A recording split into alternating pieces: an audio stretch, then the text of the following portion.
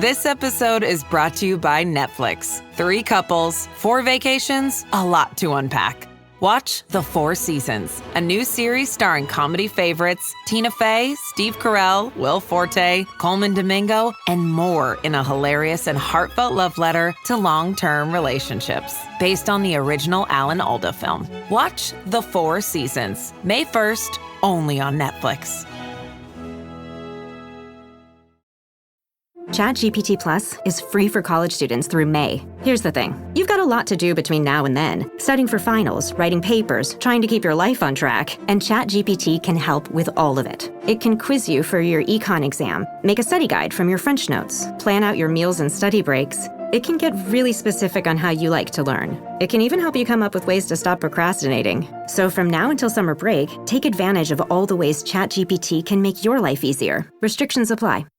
Welcome back, True Crime Army. I am your host, Margot, and this is Military Murder, a show where I focus on crimes committed by military members and veterans, and sometimes their family members.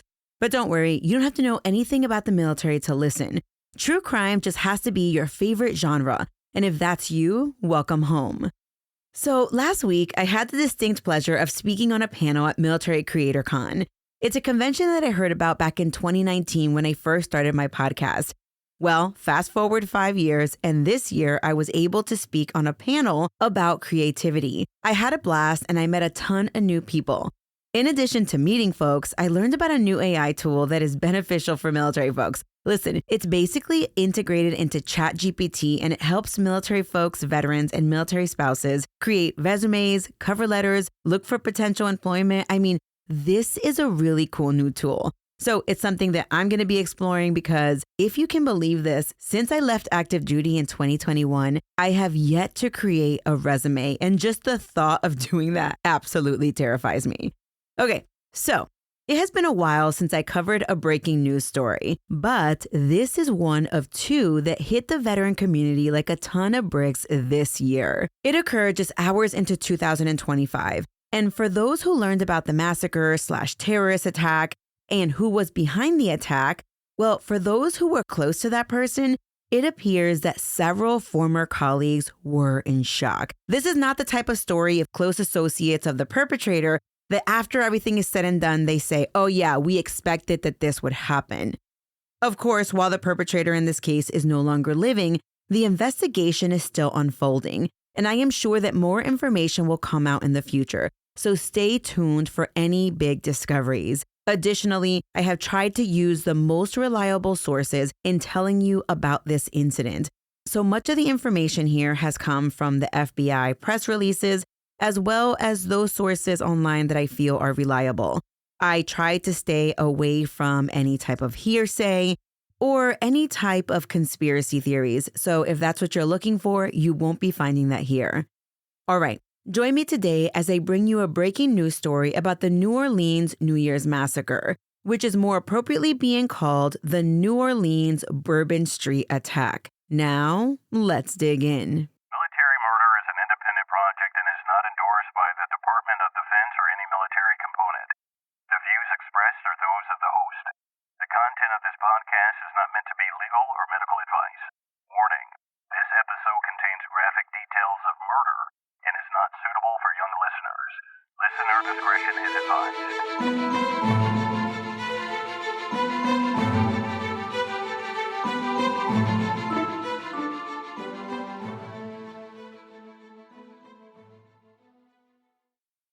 It was just past midnight on January 1st, 2025, and the streets of New Orleans were alive with the exuberance of celebration. Laughter and cheers erupted from every corner as revelers embraced the new year. In the midst of the festivities, a chilling turn of events was about to unfold. 3 hours into the new year, a white pickup truck was making its way down Canal Street, but its driver wasn't looking to party. His intent was to end as many lives as possible. Without warning, the truck veered right, jumping the curb and accelerating onto the sidewalk. The police car stationed across the intersection intended to serve as a barricade. Well, it was swiftly bypassed. In mere moments, the truck plowed through a group of unsuspecting individuals gathered on the corner, their cheers turning quickly to screams. Panic struck as the vehicle barreled toward the heart of Bourbon Street, a famed thoroughfare still overflowing with partygoers caught in the throes of celebration. As soon as the terror began, people instinctively leaped out of the way, scrambling to find refuge inside nearby bars and restaurants. But the pickup truck, an electric Ford F-150, continued its relentless charge, striking those who were too slow to escape its path. New Orleans police officers rushed after the truck, their urgency palpable as they dodged those still reeling from shock and attempting to process what was happening. The truck careened down Bourbon Street for 2 entire blocks, a harrowing sight that left chaos in its wake. Suddenly, the vehicle came to an abrupt stop, crashing into a construction lift. As the airbag deployed, the once clamoring celebration of the new year was replaced by the sound of shattered glass and the muffled cries of onlookers trying to comprehend the scene before them. With the dust settling and the echoes of celebration fading, bystanders rushed to the aid of the victims. Police officers, hearts racing, approached the truck with their weapons drawn, and they were commanding the driver to show their hands. In a tense moment captured by body cam footage released later by the NOLA PD, one officer yanked open the door mere inches from the driver's face. According to reports from the Associated Press, the scene that had unfolded in New Orleans took a more sinister turn. Just as the chaos began to settle, a man clad in a ballistic vest and helmet emerged from the wreckage of the truck. Without warning, he opened fire on the responding law enforcement officers, sending bystanders scrambling for cover amidst the confusion and panic. In the midst of this terrifying confrontation, Officers Sergeant Nigel Daggs, Officer Christian Beyer, and Officer Jacoby Jordan sprang into action. Displaying remarkable courage, they engaged the gunman, and after a tense exchange of fire, they killed the driver, bringing an end to the immediate threat. In the heat of the moment, 2 of the officers sustained gunshot injuries to their thighs, while another suffered a fractured shoulder in the fray. The bravery of these soldiers stood in stark contrast to the chaos that erupted just moments before, as the city attempted to come to grips with the violence that had marred its New Year's celebration. You see, thousands of people arrived on Bourbon Street that evening to welcome in the new year, but 14 people were now dead, and according to the FBI, at least 57 people were injured. Witnesses to the harrowing scene were left in shock, their descriptions chilling as they recounted the aftermath of the chaos. Bodies lay crumbled and flattened on the ground, some marked with visible tire marks that told a haunting story of the deliberate path taken by the pickup truck. As the reality of the situation sank in, police officers and first responders surged onto the scene, working tirelessly to secure the area spanning 2 blocks. Their priority was clear: to assist those who were still alive, offering aid amidst the destruction and despair. And for those of you wondering, the nature of the vehicle played a crucial role in the devastation. The vehicle was an electric pickup truck which weighed approximately 6,000 pounds, which was significantly heavier than its gas-powered counterparts, which I guess the gas-powered counterparts typically average about 4,200 pounds. Well, this 1,800 additional pounds made the truck a formidable force with the ability to level everything in its path as it careened through the crowd. And I should add that I listened to a news report where someone was interviewed and they had witnessed it, and they said that anything that the truck hit basically just flew up into the air. In the wake of the shocking attack, Louisiana Governor Jeff Landry took swift action, declaring a state of emergency to address the crisis gripping New Orleans. Understanding the gravity of the situation and the need for heightened security, he mobilized 100 members of the Louisiana National Guard Military Police Company to support local law enforcement in their efforts to maintain order and protect the community.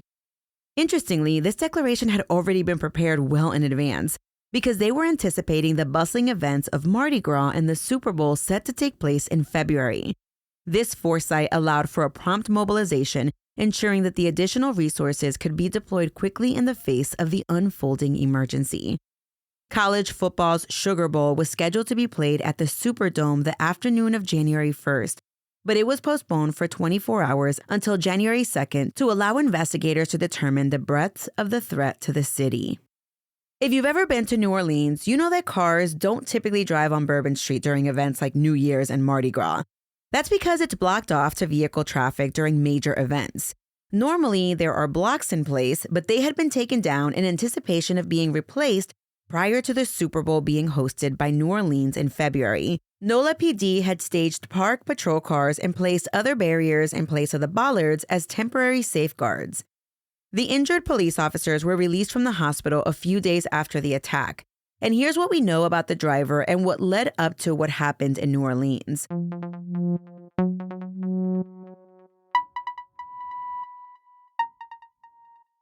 Today's episode is sponsored by Acorns, and April is Financial Literacy Month, an entire month dedicated to taking control of your money. Because honestly, no one really taught me how to manage money growing up. I didn't learn about investing until I was well into adulthood. But what I love about Acorns is that it makes it easy to start saving and investing for your future in just 5 minutes. I know, April is an entire month, but you don't need an entire month to learn. You don't need to be an expert. Acorns recommends a diversified portfolio that matches you and your goals. You can start with just your spare change, and you don't need a lot of time. Setup takes just 5 minutes because I know that your time is precious.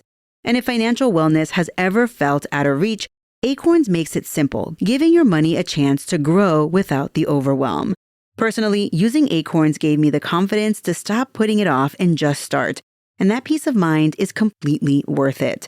Sign up now and join over 14 million all-time customers who've already saved and invested over $25 billion with a B dollars with Acorns. Head to acorns.com/militarymama or download the Acorns app to get started today. Paid non-client endorsement. Compensation provides incentive to positively promote Acorns. Tier 1 compensation provided. Investing involves risk. Acorns Advisors LLC, an SEC registered investment advisor. View important disclosures at acorns.com/militarymama.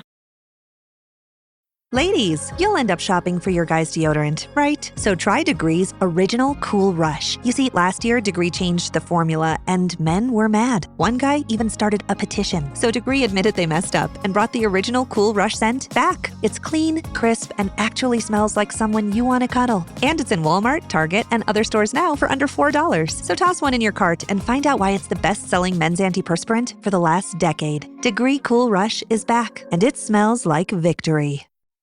According to documents found on Ancestry.com, Shamsud-Din Jabbar was born on October 26, 1982 in Harris, Texas.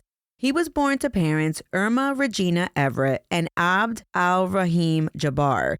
Now, the following was added by a user on Ancestry that the correct spelling of the dad's first name is Abdul Rahim Jabbar.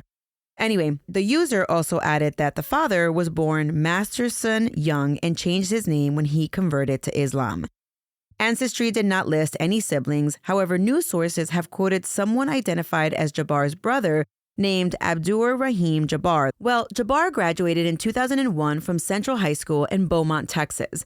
Multiple sources report that Jabbar was in the Navy's delayed enlistment for about 30 days in 2004. However, in 2007, Jabbar joined the Army and served on active duty as an HR and IT specialist from 2007 until 2015. And then he transitioned to the reserves. While on active duty, Jabbar deployed to Afghanistan from 2009 to 2010, and according to an article on CNN, he separated as a staff sergeant E6 with an honorable discharge from the Army entirely in 2020. During his time in the Army, Jabbar was stationed in various locations, including North Carolina, Texas, Georgia, and Alaska. Once he transitioned to the reserves in 2015, he attended Georgia State University. He graduated in 2017 with a bachelor's degree in computer info systems. The following comes from Ancestry.com and an article from Houston Public Media. Jabbar was married and divorced 3 times. Jabbar married his first wife on July 26, 2008. Their divorce record was not available, but at some point they did divorce. It appeared that he was married a second time, but details on that marriage were unavailable to me. Several news articles, including one from the BBC, stated that Jabbar was married a third time from 2017 to 2022. The news has also reported that he has 3 children from 2 of his previous marriages. In January of 2022, amid the turmoil of his last divorce, Jabbar found himself grappling with significant financial strain that weighed heavily on his shoulders. He was deeply in debt, and the burden was made more acute by the fact that he was over $27,000 behind on his mortgage payments. The pressure was mounting and options were dwindling. In an effort to communicate the gravity of his situation, Jabbar reached out to his ex-wife's lawyer, penning a letter that laid bare his circumstances. In it, he expressed, quote, "I have exhausted all means of bringing the loan current other than a loan modification, leaving us no alternative but to sell the house or allow it to go into foreclosure," end quote. Jabbar had once found stability in his professional life, working for a consulting firm where he earned about $10,000 a month in business development. However, as his personal and financial struggles began to mount, he sought to pivot his career by launching his own ventures. He started Jabbar Real Estate Holdings LLC and BDQ L3C, but unfortunately, these businesses had not achieved any significant value. In addition, he founded Blue Meadow Properties LLC, which turned out to be another setback, losing close to $28,000 in 2021. As he communicated his dire financial state in an email to his ex-wife's lawyer, he revealed that he was also grappling with approximately $16,000 in credit card debt, largely accrued from mounting attorney fees. At the time, Jabbar's last known residence was a single-wide mobile home in Houston, Texas, a stark contrast to the life he had once envisioned for himself. Reports from the BBC also indicated that he really didn't have a criminal record. Everything that was on there was minor, including traffic offenses and theft. However, specific details regarding those theft incidents were not disclosed. The FBI has released details from the investigation, including information that Jabbar traveled to Cairo, Egypt, from January 22nd to July 3rd, 2023. A week later, on July 10th, he flew to Ontario, Canada, and returned 3 days later on July 13th. With his travels, the FBI is still seeking information about who Jabbar met with and if those trips had any tie-in to what he did in New Orleans. Beginning in late October 2024, Jabbar made at least 2 trips to NOLA. On his first trip, surveillance cameras captured video of him riding a bike in the French Quarter. The FBI reported that he was wearing Meta smart glasses as he rode through French Quarter. And honestly, he looked like an average tourist just taking a bike ride. Of course, I had no idea what Meta smart glasses were until I was researching this episode. But Meta smart glasses are wearable technology that can cost upwards of $379, depending on what features you want. They're widely available from merchants like Best Buy, Target, and cell phone providers like T-Mobile. And these glasses can actually take pictures and videos and use artificial intelligence to answer user questions about their surroundings. So basically, it's like a wearable tablet. They can be manually controlled by pressing a button on the side of the frame, or they can be programmed to be used hands-free, including taking pictures and videos, just like you do on iPhones when you say, "Hey Siri," or when you're using a Google device when you're in the kitchen cooking. The FBI released a video that included clips taken by Jabbar with these Meta glasses as he walked and rode a bike around NOLA during the visits he made prior to January 1st. And he made 2 visits, one in October and one in November. Well, this video put together or compiled by the FBI, it also shows Jabbar recording himself in a mirror testing the recording features of the glasses. Now, the video footage, I watched it, it doesn't have any audio, but Jabbar was like a really good looking guy. Like you would not be afraid if you were walking by this guy. Like there was nothing scary or intimidating about him at all. Well, the FBI also released clips of various surveillance videos that show Jabbar riding a bike through NOLA wearing the Meta glasses and one of him on the night of the attack as he carried a blue bucket cooler, like the kind you might put lemonade in for a picnic. And he was dropping these off onto Bourbon Street at St. Peter's Street, and that was at approximately 2:20 a.m., and I will get back to that.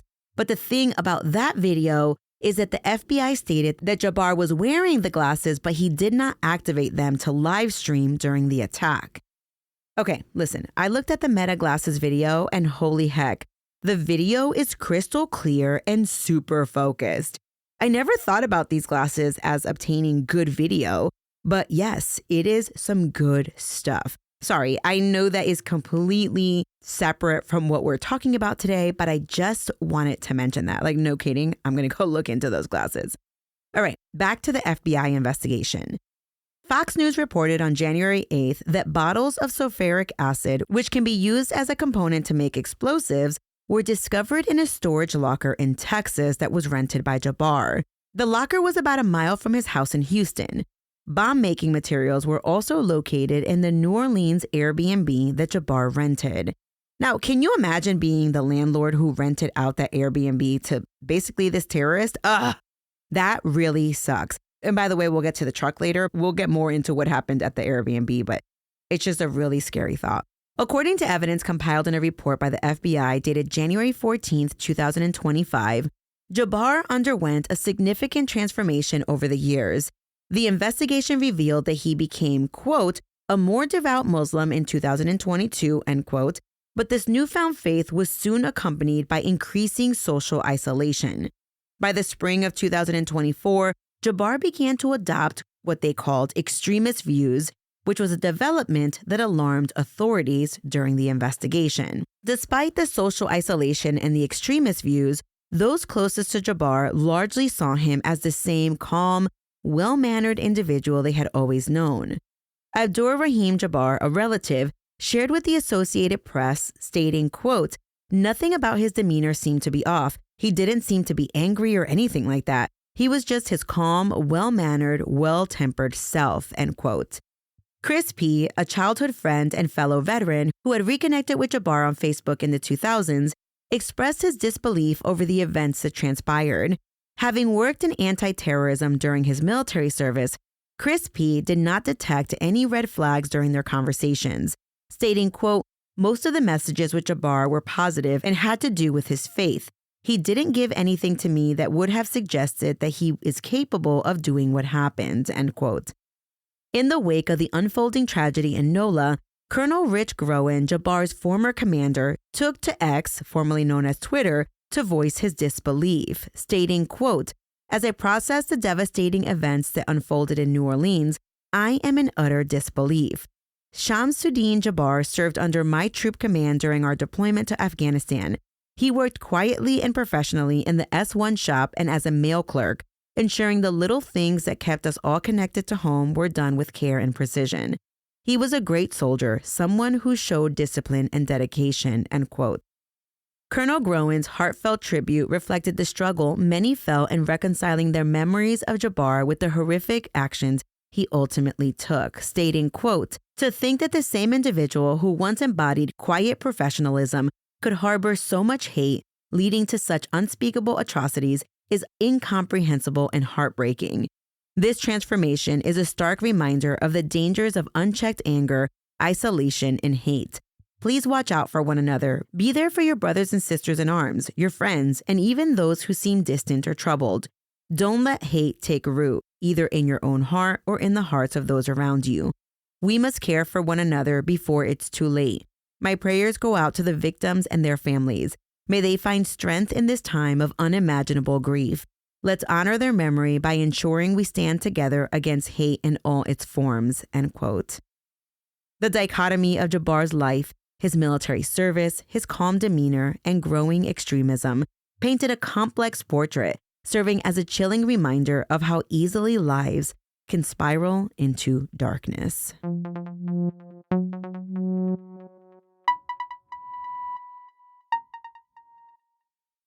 We off? 30 seconds of carefree bliss. Oof, like wind in your hair carefree. Oh, like using Clorox Disinfecting All-Purpose Cleaner in the home carefree. Yes! Like dog slobbing on the coffee table and cleaning it with Clorox Carefree. He's on a roll now. Spit toothpaste on the faucet. You got it.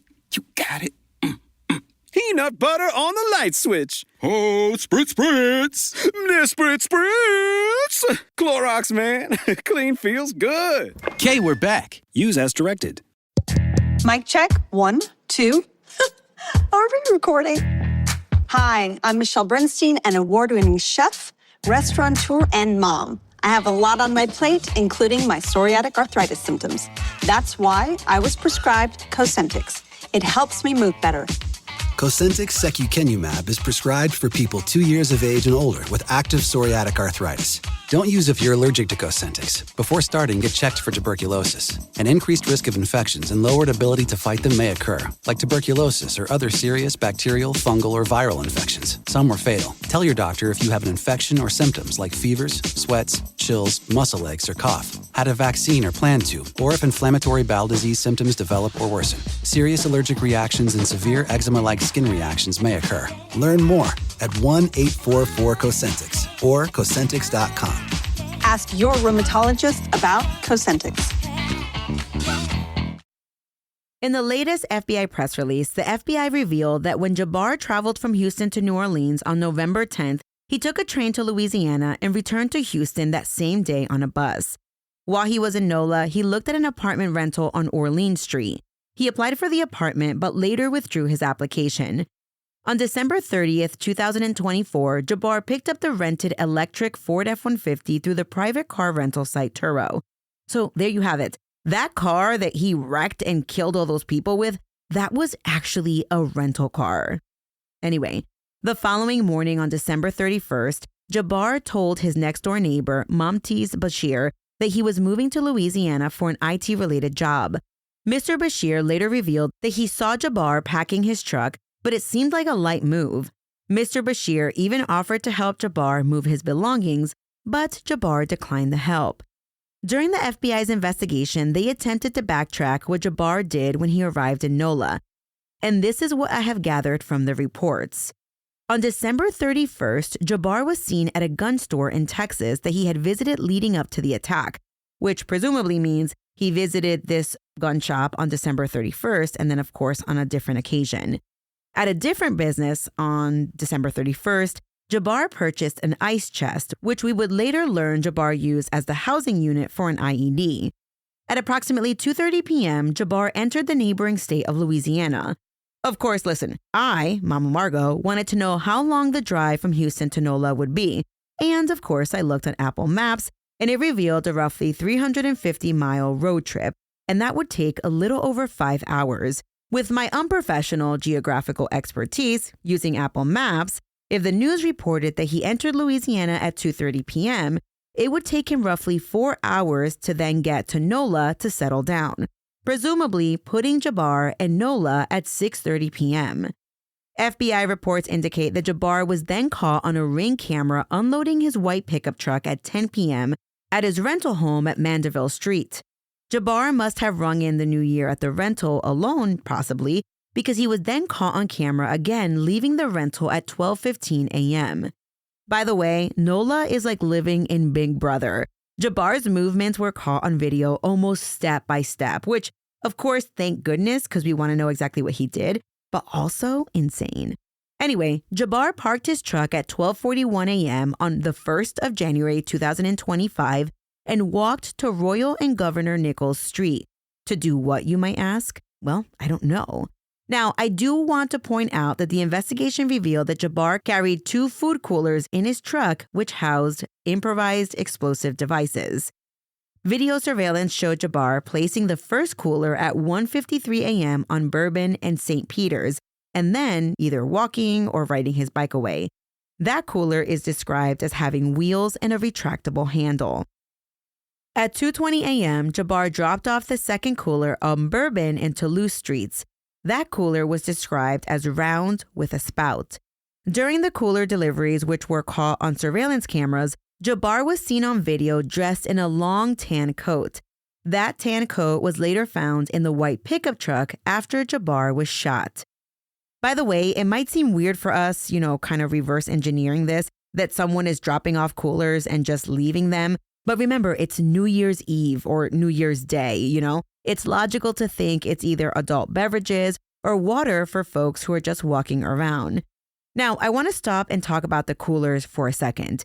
I personally remember hearing that investigators were looking into whether Jabbar had accomplices during the massacre, like within that first 72 hours after the Bourbon Street attack. So they thought other people were involved specifically because of the coolers. You see, after Jabbar placed the 2 coolers, one of the coolers was moved twice by a group of 4 people. Of course, immediately after everything happened, those 4 were people of interest. Were they also terrorists? Were there other IEDs elsewhere? The investigation revealed that the group of 4 were ruled out as accomplices, and it turned out that they were just 4 drunk adults who unwittingly moved an IED from one location to the next on 2 occasions. It's unclear if they ever opened the cooler to check inside, but thankfully neither IED went off, which could have caused even further devastation and potential loss of life. So now that we have the timeline down a little bit, let's discuss what the FBI found when they searched Jabbar's digital footprint. Hours before the attack, Jabbar posted videos to social media saying that he was inspired by ISIS and had a desire to kill. What his contacts did when they saw this information is unknown to me, but I'm assuming that they would have been concerned. In addition to posting ominous messages about murder, Jabbar searched online for information about Mardi Gras, and he specifically searched how to access a balcony on Bourbon Street. He also looked up information about shootings in New Orleans.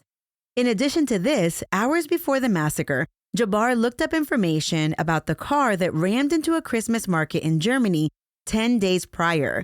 During that killing rampage, 5 people were killed and more than 200 were injured. So maybe Jabbar was getting himself mentally ramped up to commit a heinous act. After Jabbar was killed, the FBI recovered 2 weapons and an ISIS flag from the truck. Investigators also located a transmitter inside the white pickup that they initially believed that Jabbar was going to use as a detonator for the IEDs. The Bureau of Alcohol, Tobacco, and Firearms, or ATF, would later announce that Jabbar didn't actually have a detonator in the vehicle, but I'll get into that in a minute. Thankfully, neither of the cooler IEDs ever blew up. 2 hours after the Bourbon Street attack at approximately 5:20 a.m., New Orleans Fire Department responded to a report of smoke coming from the house on Mandeville Street that Jabbar had rented. Remember, he had rented that from Airbnb. Upon entering the house to investigate the fire, firefighters located additional explosive devices inside. Thankfully, the fire was reduced to a smolder by the time they arrived. You see, Jabbar had set the fire in the linen closet next to the washer and dryer. However, it lacked airflow to allow the fire to grow. A Google Nest thermostat inside the rental house was later analyzed, and interestingly, they found that it had switched from heating to cooling as the temperature rose inside the apartment from the fire. There were accelerants placed in other rooms in the house, but the fire did not have a chance to connect to those accelerants because it was deprived of oxygen in the closet, which, thank you, Jesus. Once the fire department identified explosive materials, they notified the ATF and FBI, who secured the house. Field testing revealed a type of explosive material called R-salt. This kind of explosive isn't commonly found or used in the United States. RDX, which stands for Royal Demolition Explosive, is also known as cyclonite or hexogen. It's a synthetic material, meaning that you won't find it in nature, as noted by an Army Public Affairs fact sheet. The U.S. military uses RDX in various explosives, including C4, claymore mines, and blasting caps. It's interesting to note that RDX also has some civilian applications, such as in fireworks and demolition blocks, and even as a heating fuel in food rations. One of the key features of RDX is that it's very stable, which means it only detonates when triggered with a detonator. During an FBI briefing on January 5th, ATF agent Joshua Jackson shared some updates about the improvised explosive devices that were recovered. He mentioned that the IEDs were not particularly distinctive, meaning that they didn't stand out in any noticeable manner. Agent Jackson explained that because Jabbar didn't have access to a proper detonator, he tried to set off the RTX by using an electric match to create a flame. Unfortunately, or fortunately for everyone else, Jabbar's attempts to ignite the explosives were unsuccessful. The flame just wouldn't catch. Agent Jackson stated, quote, Jabbar's lack of experience and crude nature of putting the device together is the reason why he used the wrong device to set the explosives off, end quote. And it should be noted that the FBI was thankful that those IEDs didn't detonate because they knew that there would be more destruction. The 2 weapons recovered from the vehicle were a 9mm semi-automatic pistol and semi-automatic rifle. They learned that the rifle had been purchased through a private sale in Arlington, Texas on November 19, 2024. The person that Jabbar purchased the rifle from did not know him previously and only met him that one time when the gun sale took place. Jabbar also purchased privately made silencers for both weapons. The rifle was outfitted with one of the silencers when Jabbar was firing the gun at the police on Bourbon Street after he crashed the pickup truck. At the same time that federal investigators were looking at the scenes in New Orleans, teams were at Jabbar's Houston residence where RDX was also recovered. The Attorney General of Louisiana, Liz Murrell, ordered a complete review of the security plans for New Year's Eve and the upcoming Super Bowl. She stated that the people of Louisiana deserved answers. She said, quote, "We are committed to getting a full and complete picture of what was done or not done, and more importantly, what needs to change so that we can prevent this from ever happening again," end quote. The president ordered a special event assessment rating of 1 for Mardi Gras, which is the highest level that the Department of Homeland Security assigns to special events in the U.S. Mardi Gras has previously been assessed at a level 2. Level 1 means that the event will, quote, "receive extensive federal interagency support," end quote. And this is according to NBC News. The article also stated that the federal government could provide things like explosive detection canine teams, air security, and tactical operation support, in addition to other things. The Super Bowl was already assigned a level 1 rating, which is what it always gets assigned each year, no matter where it is hosted. Within hours of the massacre, a makeshift memorial made up of crosses, flowers, teddy bears, and pictures of the 14 victims was set up on Bourbon Street. A vigil was held at the memorial site on Saturday evening, January 4th. As mourners cried, a brass band began to play, turning the sorrowful event into a celebration of life in a way that only New Orleans could do. According to a coroner's report, all 14 victims' causes of death were due to blunt force injuries.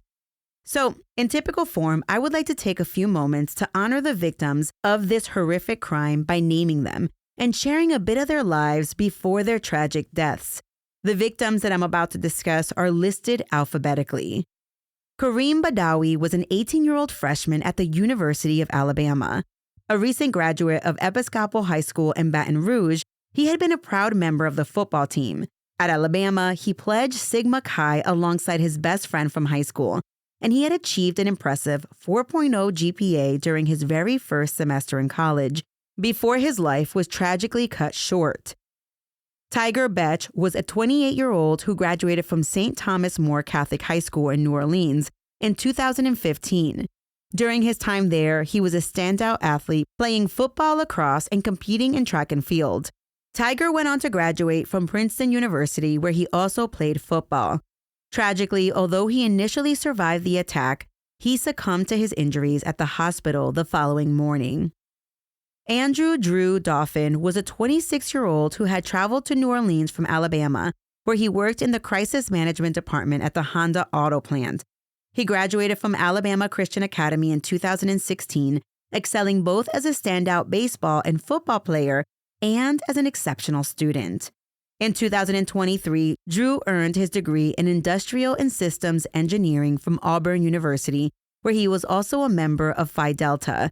He had gone to New Orleans to enjoy a concert on New Year's Eve. Nakia Cheyenne Dedeaux was just 18 years old, filled with dreams of becoming a nurse. She was in New Orleans celebrating New Year's with a friend. Growing up on the Gulf Coast, Nakira graduated from Harrison High School, where she consistently made the honor roll. Known as a social butterfly, she loved to travel, spend time with her friends, and brighten the lives of those around her. Her obituary captured her spirit, describing Nakira as having a, quote, cheerful, giving nature and an outstanding personality that left an indelible mark on everyone she met, end quote. Her obituary also mentioned that she was baptized in the Baptist faith, embodying love and kindness in every aspect of her life. Billy DeMayo, a 25-year-old native of New Jersey, was in New Orleans with friends to attend the Sugar Bowl when tragedy struck. Following his passing, a wake was held in Middletown, and he was laid to rest in his hometown of Homedale. In a heartfelt tribute, New Jersey Governor Phil Murphy ordered that flags be flown at half-staff in honor of Billy. His sister spoke fondly of him, sharing, quote, he just loved his life, and he loved everything and everyone that was in it, end quote, capturing the essence of a young man who brought joy to those around him. Hubert Gothrow, a 21-year-old native of New Orleans, was a proud 2021 graduate of Archbishop Shaw High School. Following the tragic news of his death, a school official released a statement expressing the school's grief. The statement read in part, quote, "We are asking the entire Archbishop Shaw family to pray for the repose of Hubert's soul, his family, and friends during this difficult time, and all those affected by this tragedy," end quote. It was a heartfelt call for support as the community mourned the loss of a young man taken far too soon. Reggie Hunter, a 37-year-old from Baton Rouge, had gone to New Orleans with his cousin for a night out on Bourbon Street after finishing his shift as a warehouse manager. Tragically, Reggie's cousin was injured and hospitalized during the attack. A devoted father of two, Reggie cherished his family dearly. Just hours before his life was cut short, he sent a message in the family group text wishing everyone a happy new year. Terrence Terry Kennedy, a 62-year-old New Orleans native, was the seventh of 9 children born to Dolores and James Kennedy. Growing up in a bustling household, Terry developed a passion for football, especially for the New Orleans Saints. But his heart truly belonged to the Pittsburgh Steelers, as his family fondly recalled. Described as incredibly kind with a big heart, Terry was known for his warmth and generosity. His love for his hometown and his family left a lasting impact on those who knew him, making his loss all the more profound for the community he cherished. Nicole Perez was a vibrant 27-year-old mother to a 4-year-old son. She had moved to New Orleans from Houston as a child and had recently been promoted to manager at a local deli. Her co-workers admired her dedication, noting how hard she worked to provide for her little boy. Known for her bubbly personality, Nicole brought joy to those around her. One co-worker shared, quote, "There wasn't a day that she didn't have a smile on her face," end quote. Nicole's uncle spoke of her joyful spirit, affirming that she was a wonderful mother who embraced life with enthusiasm. In light of her tragic passing, her cousin Steve Perez and his wife Jamie will take on the responsibility of raising Nicole's son alongside their 3 children in Texas, ensuring that her memory lives on in a loving home.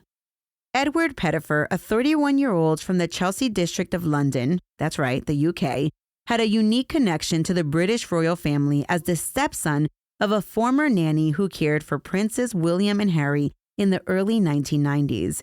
His family remembered Edward fondly, describing him as a, quote, "wonderful son, brother, grandson, nephew, and friend to so many.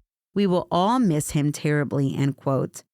In the wake of the tragic events, Prince William released a heartfelt statement expressing his sorrow.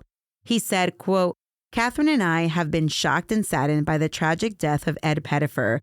Our thoughts and prayers remain with the Pettifer family and all those innocent people who have been tragically impacted by this horrific attack." Latasha Polk was a 47-year-old devoted mother to a 14-year-old son living in the Treme neighborhood of New Orleans. Known for her incredible work ethic, she was employed as a nurse's assistant and worked at several nursing homes. Her colleagues admired her patience and dedication, as she often took the time to mentor younger coworkers, helping them excel in their roles. On New Year's Eve, Latasha was on Bourbon Street celebrating her brother. Her sister fondly recounted, quote, "Tasha was so sweet. She loved every minute of her day. She just loved her work," end quote. Outside of her job, Latasha cherished her time spent with her son and her mother, creating lasting memories filled with love and joy. Brandon Taylor, originally from New Orleans, was 43 years old, and on that night, he was on Bourbon Street with his fiancée Heather when the attack happened. Heather would later tell WDSU that Brandon loved New Orleans. Heather wrote on her Facebook page, quote, "Brandon Taylor, I love you with all my heart. My lazy, my bae, I can't believe you're gone. My life is never going to be the same. Partners in crime for life," end quote. Matthew Tenedorio was 25 and worked with his father in video production at the Superdome in New Orleans prior to his death. Originally from New Jersey, Matthew had moved to New Orleans as a child. He worked for ASM New Orleans for more than a decade at the time of his passing. ASM released a statement that Matthew had a bright future with the company and was saddened by the tragic events that took his life. Elliot Wilkinson was 40 years old. He was unhoused but was very much loved by his family. Elliot had chosen to stay on the streets to avoid being a burden to his family after his release. His brother wrote a eulogy to Elliot on his Facebook page, stating, quote, "To my little brother, Elliot Wilkinson, you were loved and you will truly be missed. Elliot left behind his mother, a brother, a sister, and a daughter." With regards to the investigation, an FBI press release dated 14 January 2025 stated that the FBI is still asking anyone with information or video of the incident to reach out to www.fbi.gov/Bourbon Street Attack, or you can contact 1-800-CALL-FBI. Additionally, the FBI is seeking to identify potential victims of the Bourbon Street Attack. The FBI has resources for those victims across the country. There is a questionnaire on their website that you can fill out if you believe you may be a victim of the attack. The form can be found at forms.fbi.gov/Bourbon Street Victims. Additional resources can be found at fbi.gov/Bourbon Street Victims.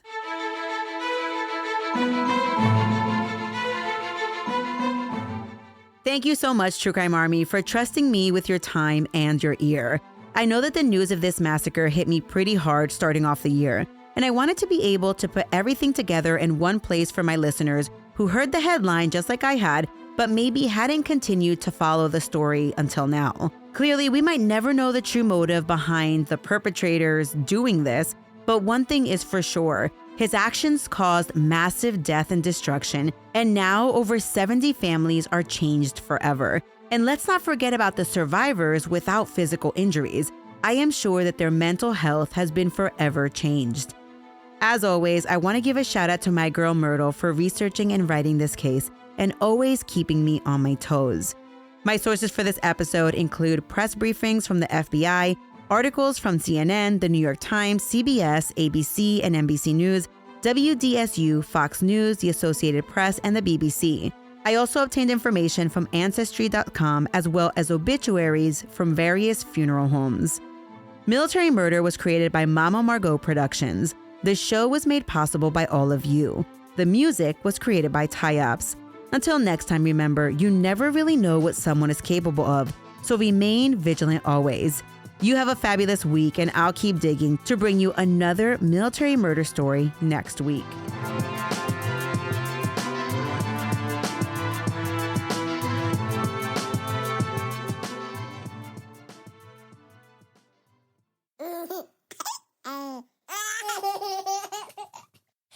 Mama's working on her podcast. I don't want to.